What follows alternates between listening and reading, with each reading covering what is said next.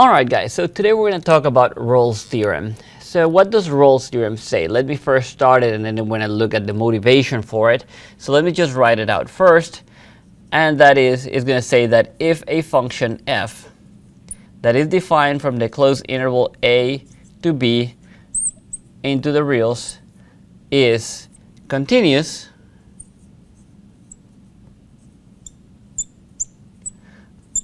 on that interval ab, and differentiable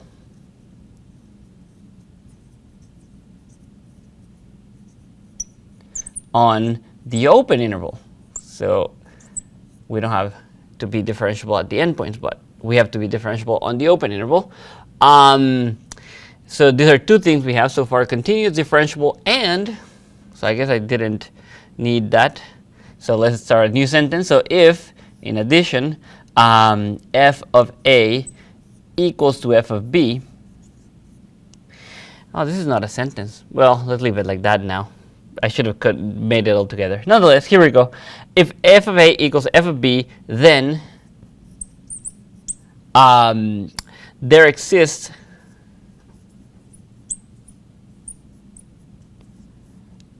a point C in between a and b, so in the interval a to b, such that the derivative at c is equal to 0.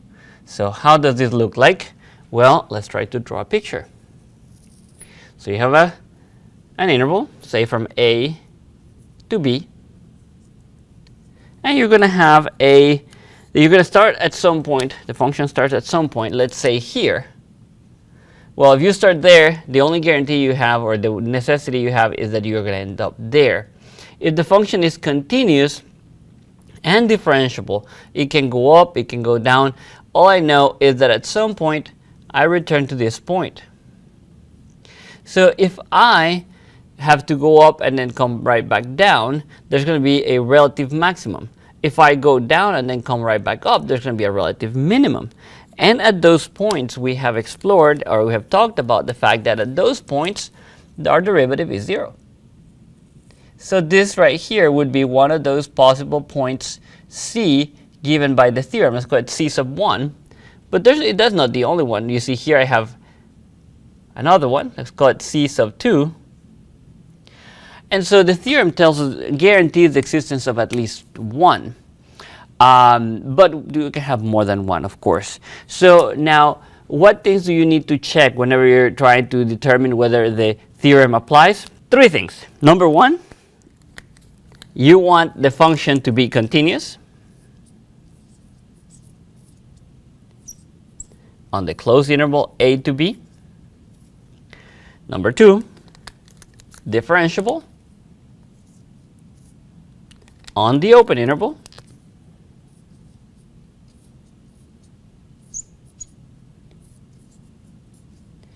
And number 3, which I recommend to check first because that's the easiest one to check, just verify that f of a equals f of b. If that is the case, then you have the guarantee of a critical number in between a and b. That's what your theorem is telling you.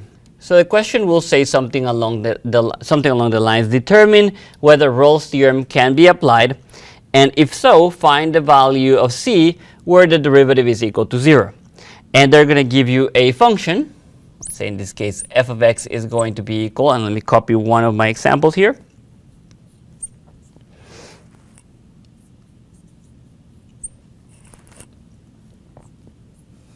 And they're going to give you an interval, closed interval, I guess on the interval, 1 to 4. So as I said, you have to check 3 things. 1, f is continuous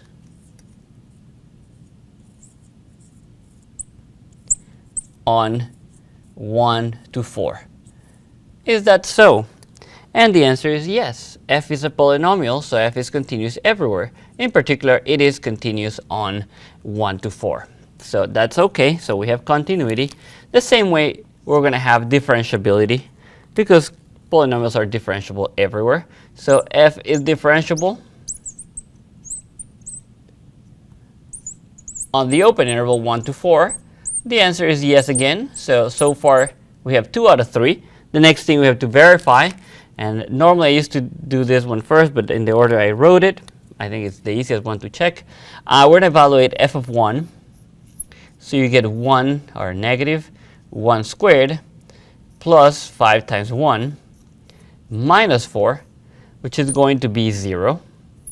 5 minus 4, 1 minus 1, 0. And f of 4 now is going to be equal to negative 4 squared plus 5 times 4 minus 4. You get negative 16 plus 20 is going to be positive 4. Minus 4 equals 0 again. So yes, we have this is satisfied. These two are equal. F of 1 equals f of 4. Perfect. So we can apply Rolle's theorem. So the point we're looking for is the point where the derivative becomes 0. So let's take the derivative. And we get negative 2x plus 5. And we set that equal to 0. So 0 equals negative 2x plus 5. Add 2x on both sides. You get that, I'm going to move to this side, 2x equals 5. And the value of x where you get that the derivative is 0, dividing by 2 on both sides is 5/2.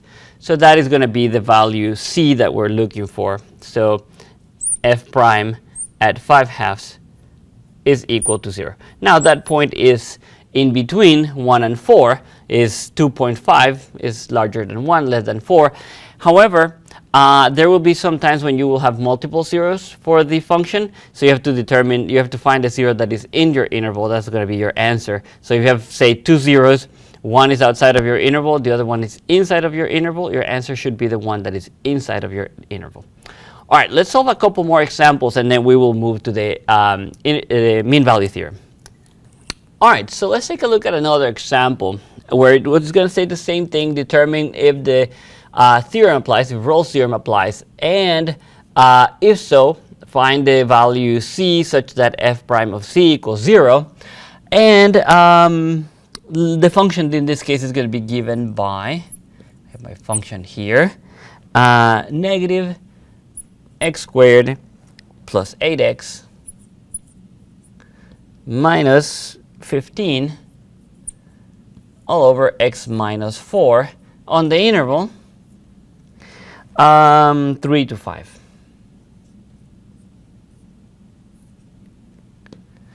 All right, so let's take a look at this one.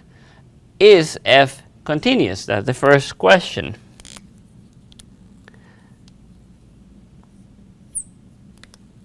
And this example is just so you know that you have to check before you just try to blindly start taking derivatives, set it equal to 0, and try to solve, because the question here is f continuous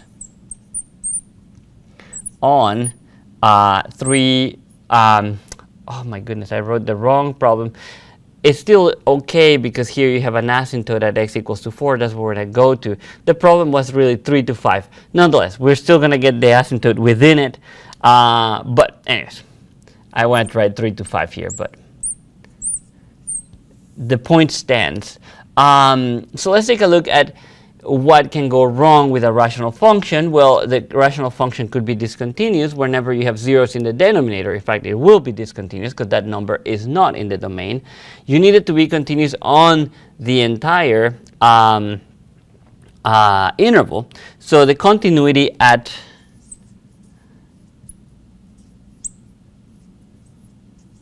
x equals to 4 is going to be a problem.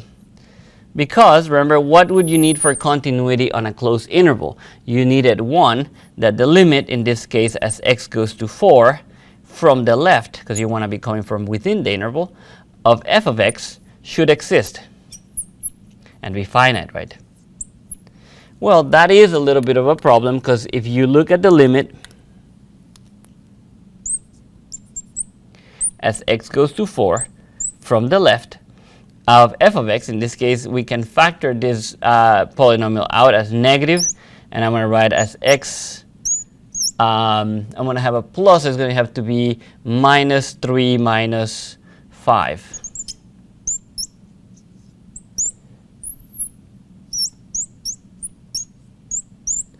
So you see the limit here, you have something of the form k over 0, which tells you it's going to be an infinite limit. All you have to now do is determine the sign of it.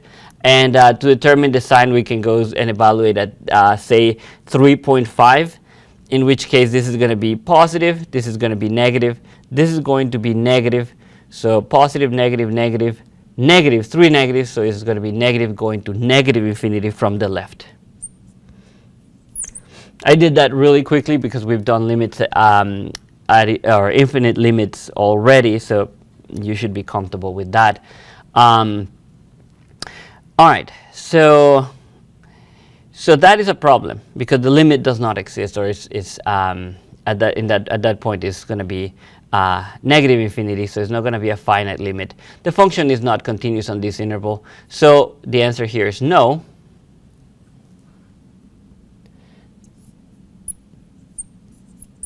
And the theorem does not apply.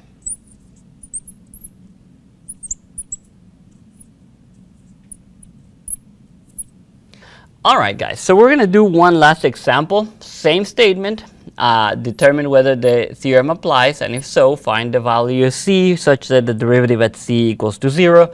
And in this case, the derivative is given by negative x squared plus 4 x plus 5 over, I guess I'll put it here, x minus 7. So I use that stain I had, so works out. No, that was not an accident. I planned it that way, you see. And the interval then is given by -1 to 5. Perfect. All right, so let's take a look here. So is the function continuous? And you remember that rational functions are continuous on their domains. And the only point you have to exclude from the domain is x equals to 7. 7 is not in that interval. Therefore, f is continuous on -1 to 5. That we do have. If I would have included 7 on my interval, that's it. That's not continuous. The theorem does not apply, and you're done. But in this case, it is continuous, and it is going to be differentiable as well. For the same reason, because 7 is not, the function is not differentiable at 7 because it's not continuous, but other than that, it is going to be differentiable. So here, f is differentiable on -1, 5. And so the next thing to check is whether the function takes the same value at -1 as it does at 5. So f of -1, let's evaluate that. And it's going to be negative, then -1 squared plus 4 times -1 plus 5 all over, and that negative is included there, -1 minus 7. So let's take a look at what we get here. We get -1 minus 4 is -5 plus 5 equals 0. 0 over -8, still 0. So we get that to be 0. And we can verify that f at 5 is also going to be equal to 0. So let's do that. So -5 squared plus 4 times 5, and then plus 5 all over 5 minus 7. And you can tell that this one's going to be -25 plus 20 is -5 plus 5, 0. So no problems there. So the theorem does apply, and now we need to find that value of c. So to do that, we take a derivative, and this is a quotient. So we need to do a quotient rule. So derivative of the top is going to be -2x plus 4 times the bottom minus derivative of the bottom, which is 1, times the top, which is -x squared plus 4x plus 5 all over x minus 7 squared. And so now it's a matter of simplifying a little bit. So we're going to FOIL things out and collect like terms. So let's do it. So for example, negative 2x times x is going to be negative 2x squared. Then we're going to have plus 14x plus 4x minus 28. Then minus negative, so plus x squared minus 4x minus 5. The bottom, don't bother. A lot of people FOIL it out. There's no need for that, at least in my opinion. And this one we get negative x squared, negative 2x plus x, negative x squared. Here I have 14x. That's a mistake that can throw you off, doesn't it? So negative, so you get plus 18 minus 4 is going to be plus 14x. And then minus 28, and then minus 5 is going to be minus 33. Looks like very ugly numbers, but turns out that is not terrible because you can factor it. You're going to have negative out here. You're going to have an x. This is going to become plus when you factor the negative. So it's going to be plus. So you need, and this is going to be minus. So you're going to get minus minus. And now you're going to have 11 and 3 give you 33, and they add up to 14. I kind of did 2 steps at a time there. You could factor the negative first, and then factor the trinomial that is left there. Nonetheless, we're going to set that equal to 0. So actually, let me erase that, or let's write it here. No problem. And whenever a rational function is equal to 0, and I forgot my square here, whenever a rational function is equal to 0, the only way that can happen is if the numerator is equal to 0. So this turns out to be x minus 11 times x minus 3. And you're going to say, well, you dropped your negative in front.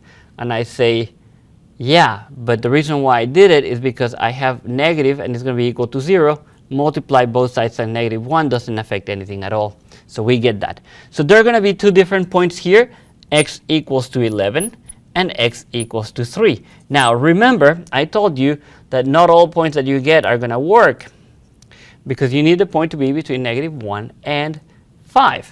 So the answer is this one right here. That's the value that works, that gives you the derivative equal to 0. And that is guaranteed by the theorem. Now, if you pick x equals to 11, well, 11 is not there. So just make sure you mark the right one as your answer. That is your answer right there. And you could call it c equals to 3 is the answer. But we'll leave it at that. All right, that's that for today, guys. I will see you in the next video. Have a good one.